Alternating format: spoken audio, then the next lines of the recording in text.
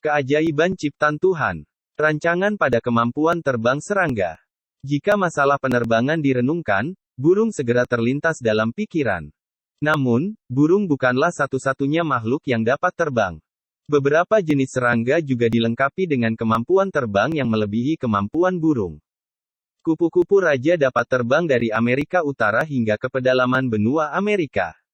Lalat dan capung bahkan dapat tetap diam di udara. Para evolusionis menyatakan bahwa serangga mulai terbang sejak 300 juta tahun yang lalu.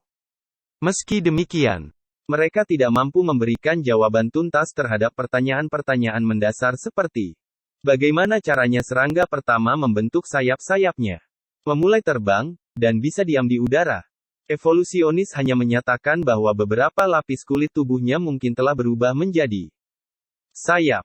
Sadar akan tidak meyakinkannya pernyataan mereka.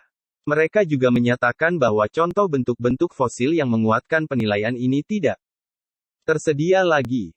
Padahal, rancangan sempurna pada sayap serangga tidak meninggalkan ruang bagi kejadian kebetulan.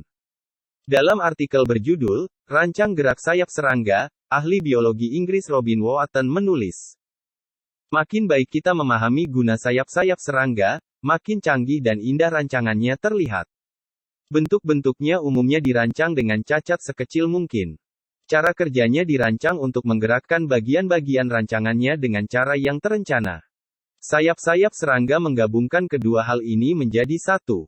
Dengan menggunakan bagian-bagian rancangan dari beragam bahan lentur yang terangkai secara sempurna untuk memungkinkan perubahan bentuk dalam menanggapi kekuatan yang tepat dan untuk menghasilkan pemanfaatan udara sebaik mungkin.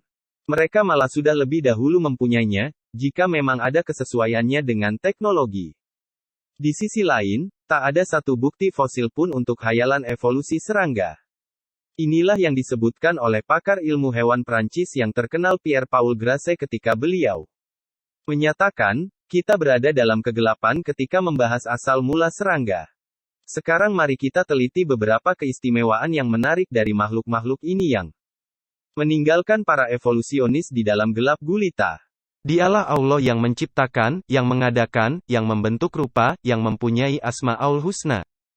Bertasbih kepadanya apa yang di langit dan bumi. Dan dialah yang maha perkasa lagi maha bijaksana. Surat Al